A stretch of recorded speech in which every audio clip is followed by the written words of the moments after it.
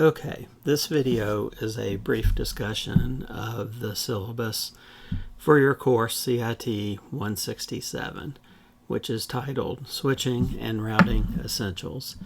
This class is being offered during the summer 2024 session during the 12 weeks session during that. This is a 100% online class, so everything you'll be doing, we'll be doing through Blackboard and Teams and or email. So my name is Wayne Beach. I'm your instructor. My email address at KCTCS is listed there. In addition to being an adjunct faculty at BCTC, I work in Central IT at the University of Kentucky. The phone number that is given here is my phone number at the University of Kentucky, which will be redirected to my laptop if you call it. Because I'm an adjunct faculty, I do not have an office at Bluegrass.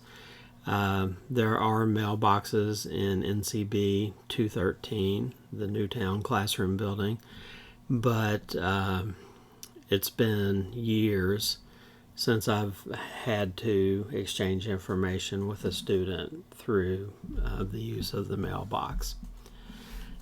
Since I'm an adjunct faculty member, I do not have regularly scheduled office hours. But anytime you need to meet with me, we can do that. We can have discussions over email.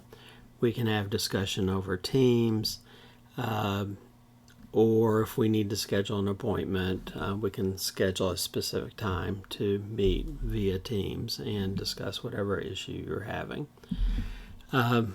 My preferred method of communications is an email to wayne.beach@kctc.edu. I'm, especially during the day, constantly on my computer checking mail pretty much constantly throughout the day. So I should see any email you see pretty quickly, and I try to respond to those as soon as I can. Down here, normally we have division coordinator or coordinators and the assistant dean, but during the summer there are no division or CIT coordinators. So Holly Clifford is the assistant dean for summer 2024, and probably will not need to contact her for anything, but if you do, there's her contact information. I'm going to hit the high points of the syllabus. The next thing we have talks about accommodations. The main thing here is accommodations. If you need accommodations made in the class to be successful, those are worked out with the Student Accessibility Services, the SAS office, not with the instructor directly. If you talk to the Student Accessibility Services people and they determine that there are accommodations that need to be made, they will send me a formal letter that identifies the student and tells me what accommodations need to be made for that student. Next section just has some websites that might be useful to you. Moving on down, again, I'm not going to read everything to you, but this is the official course description that you can read. This is referred to as the second course in the Cisco routing and switching sequence. The first course, of course, being CIT 161. The prerequisites for this course is that you have successfully completed CIT 161 or you have my consent to be in the course. Next, we have the official course competencies. Basically what these are is if you participate in the class, do the work, do well on your assignments and successfully complete the class. These are things that you should be able to do and or explain upon completion of the class.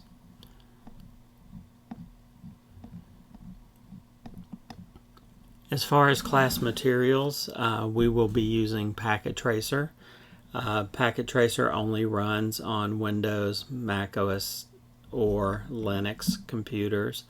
Unfortunately, they have not released a version that runs on a Chromebook. So you either need to have one of these types of computers or access to one of those to be able to successfully run the many Packet Tracer activities that we will have this semester. Everybody should have a Blackboard account. Since this is a 100% online class, this is how most of the interaction with me and the course content is going to happen. You also have an email address that you're going to be expected to check on a regular basis. You need access to high-speed internet for getting to the course curriculum and accessing Blackboard, submitting your assignments, etc. For communications and for proctored exams, you should have a webcam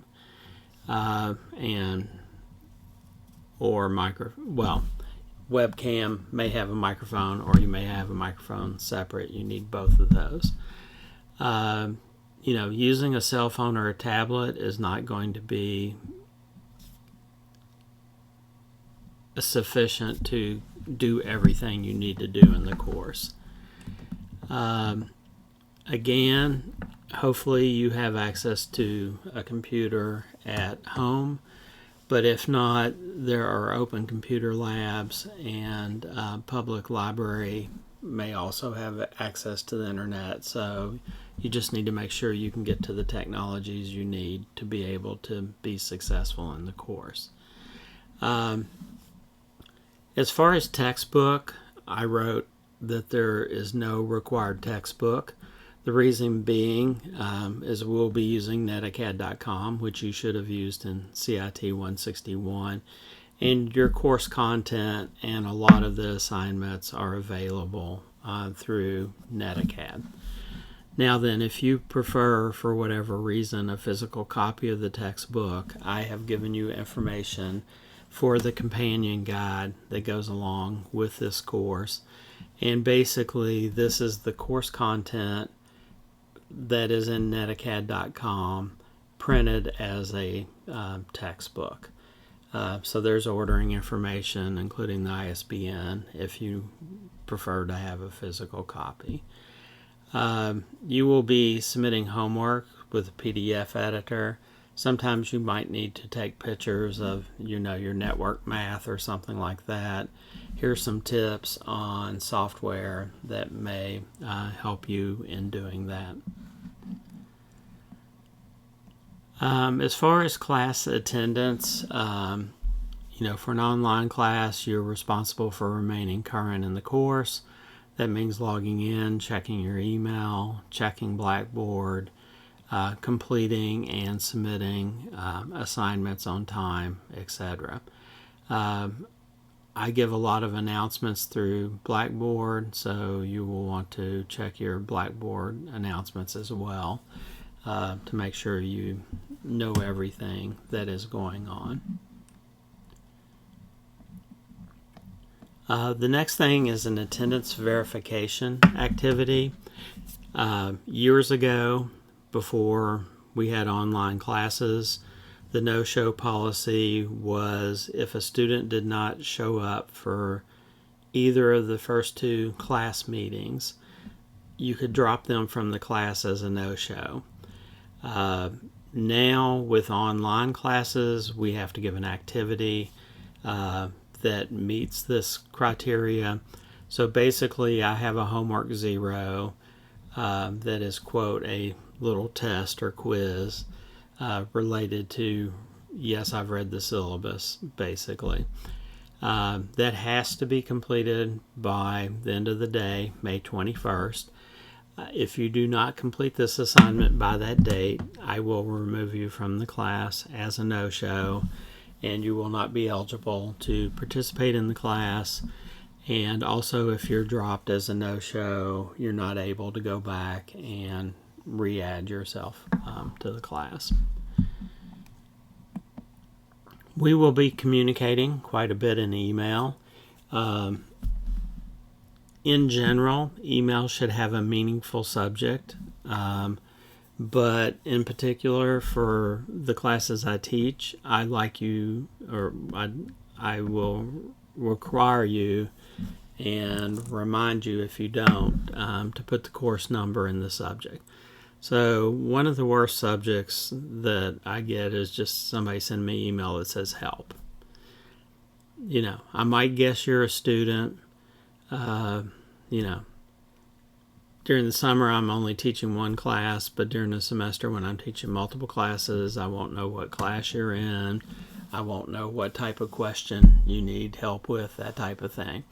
So here I've given you an example of a good subject. So maybe you're working on the first packet tracer activity for the semester, and you have a question. So an email with CIT 167, problem with PKA 1.6.1 would be a good subject. I know you're a student of mine, I know what class you're in, and I know what assignment you're working on. I also know when that assignment's due, so I can gauge kind of the urgency of the question. Academic integrity, basically this boils down to all work submitted should be completed solely by the student. I've had students use AI recently to try to complete homework assignments, and one of the things that they say about AI in a programming context is that AI is a good tool for a good programmer. It is a horrible tool for a horrible programmer because AI doesn't always give you the right answer, and you at least have to know enough to make sure to know whether or not the answer is reasonable or not. So I'm assuming almost every case where students used an AI, I've figured out they're using AI because the answers didn't make sense or were really strangely worded. So, do the work yourself. Don't get help from other people. Don't blindly use AI to think it is going to do your homework for you.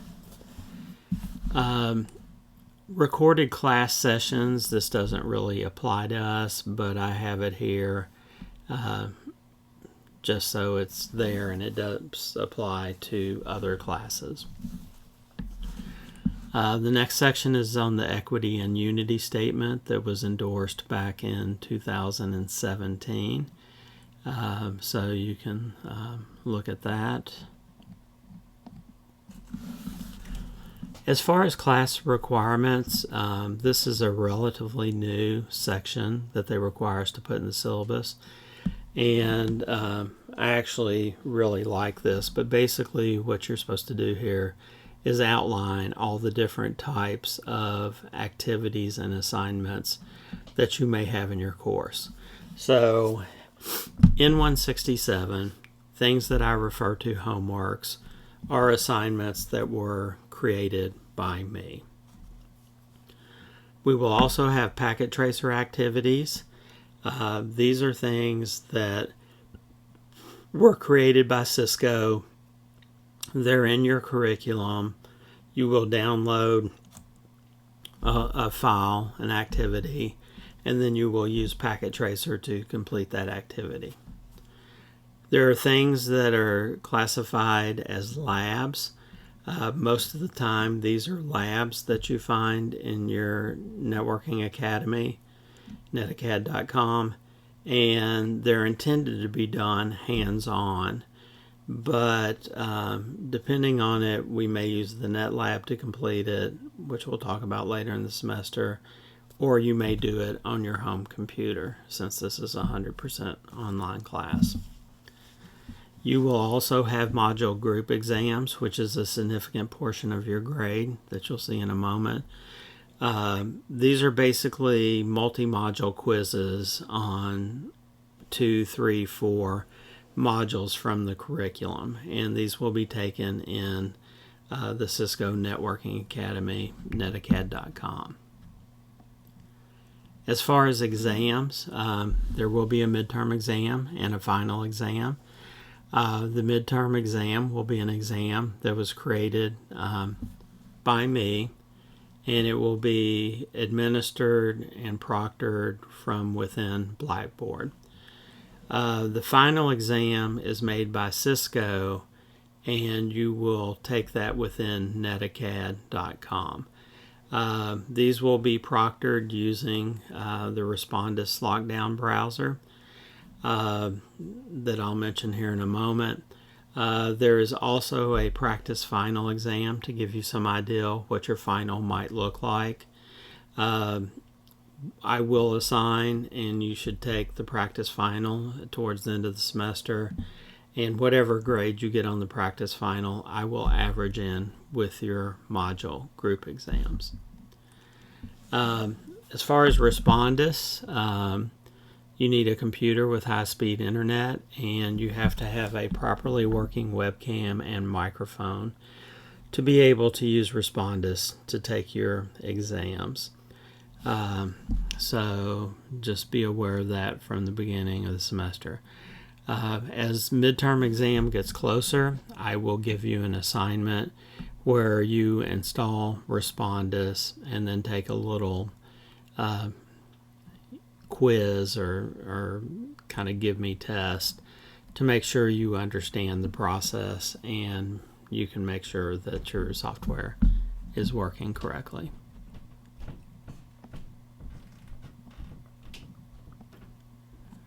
Okay, as far as your course grade, here is the breakdown of the weights. Your module group exams averaged in with your practice final will make up 40% of your final grade. Your online Cisco multiple choice final will make up 20% of your grade. The average of your homeworks, labs, and packet tracer activities will make up 20% of your grade, and your midterm exam will be the final 20% of your grade. As far as grading scale, I use the traditional 90 to 100 as an A, 80 to 89 as a B, etc. That is the, quote, hardest it will be. What I mean by that is often in the Cisco classes, you'll have some students that made 90, 91, 92, then you'll have some that made 88, 89, and then the next grade down will be an 85. If that is the case, I look at the grades at the end of the semester, and if that were to happen, then I would say 88 and up as an A. So there might be what you might consider a slight curve at the end of the semester based upon the grade distributions for the entire class. As far as makeup work, late work, I assign homework to be due on a particular date. I expect it to be due at 11:59 p.m. and that is Eastern Time. So, if you're in Owensboro, that would be 10:59 p.m. for you. If you have a need to turn in work late because you are out of town or have something required at work, discuss that with me. I will tell you whether or not I will allow you to turn it in late. The withdrawal policy, you may or may not know that up to the midterm date in the semester, which is approximately right in the middle of the semester, prior to that date, you can withdraw from your class without my permission. After that date, up through the last day of classes, not including finals week, the last day of class, you can withdraw from the class with my permission.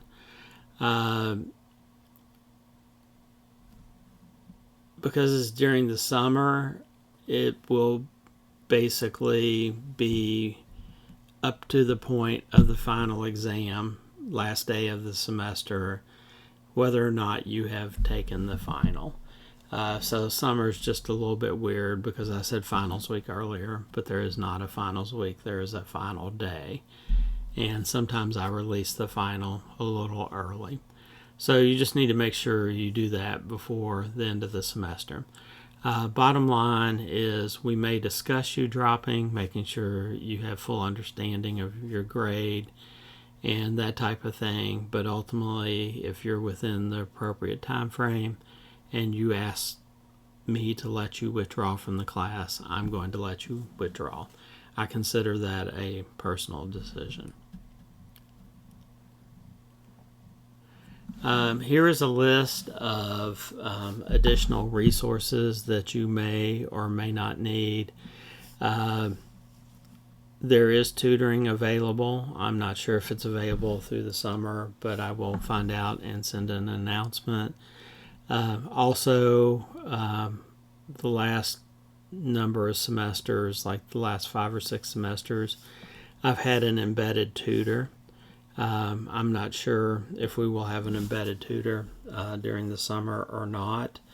I did last summer, but if we end up with an embedded tutor, I will send out an email introducing and notifying you of who the embedded tutor is. As far as Respondus support, this is one thing. I don't know that I've had a lot of students have to make use of this. I can only think of 1 or 2 cases since COVID started, when we started using Respondus. But the way you get help is you actually have to be in the Respondus browser.